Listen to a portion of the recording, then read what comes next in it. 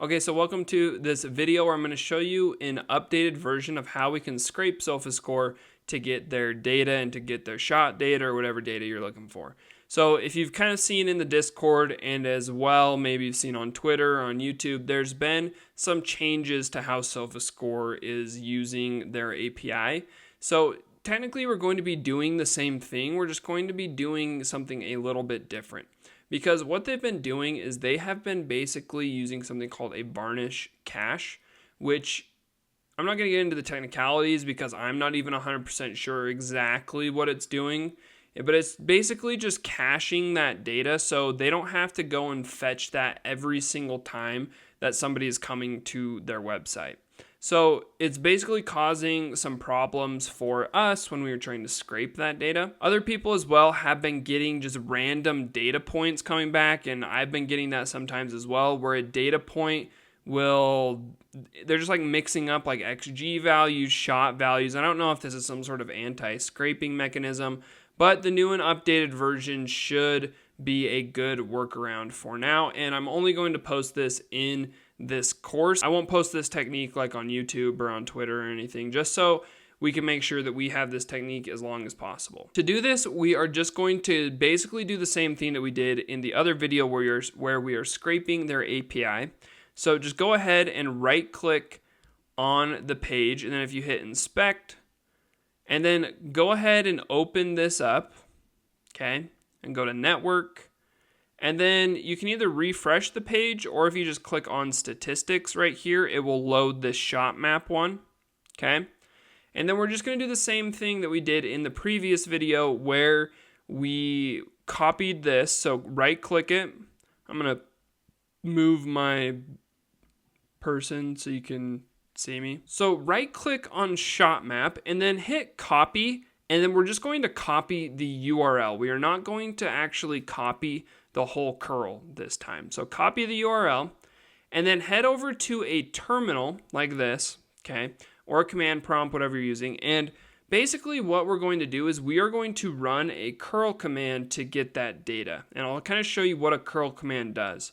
So if we type in curl and then put in that actual endpoint or put in that API call, that URL, you can hit enter and then it actually returns to you all of that data. It's kind of hard to read right here because it just returns all of that data. But as you can see, it has the same data. So it has the shot map, it has Pauline Bremer. It also has the shot locations right here. So player coordinates, okay, you can kind of see that. So we are basically going to just execute that in Python. So head back over to your Jupyter notebook. We're basically going to just import a couple of packages and then we can actually make this curl call. So if we just say import JSON and then we're going to import OS, okay? And then this is going to be our URL. So we'll say URL equals and then just paste in that URL. And just as a reminder, this is the match ID that we need, kind of like how in the other video we had to parse out the match ID to get and change the match that we are scraping.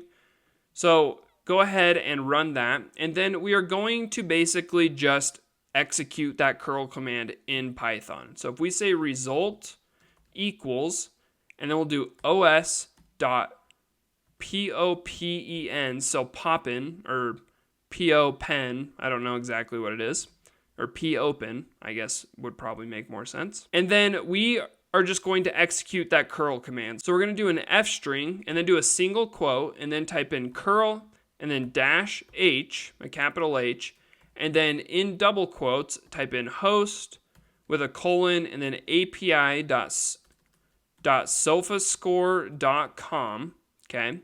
And then close it like that, and then a dash H, and then do double quotes, except, and then a colon, and then stars slash star, like that, and then end it with another double quote, and then type in dash H, and then type in user dash agent, like that, and then a colon, and then curl slash 8.1.2, okay? And then paste in that URL. So this is exactly what it should look like. I'll move my screen again so you can kind of see it.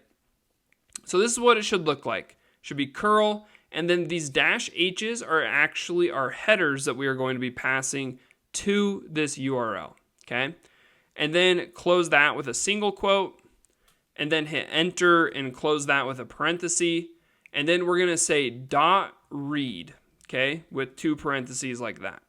So if you run that, it'll run this and it'll basically just give you like some things about the URL. So it says received this. You don't really need to worry about that. But then we are just going to actually get the shot map. We'll just say shot map equal JSON.loads, okay, because it returns a JSON object. And then we'll say result like that. And so now that we have ran that, we can look at our actual shot map, okay? And so as you can see, we now have that data. And just to confirm that it's actually good data, let's go compare just this first row. So if we go into here, into shot map, and we click on preview, and then you can click right here and then click on the first one, and I'll move myself again up here.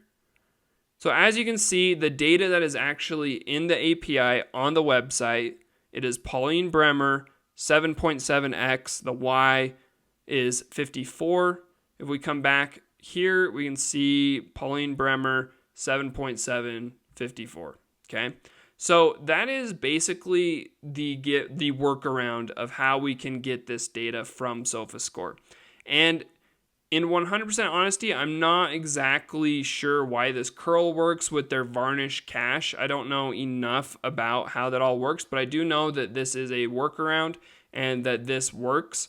And so if you want to scrape different matches, you just have to replace the match ID, essentially. And then we can load this into pandas if we just say import pandas as PD, and then we'll say df equals pd.data frame.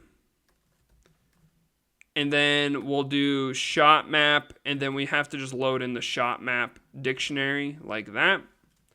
And then we can say df.head.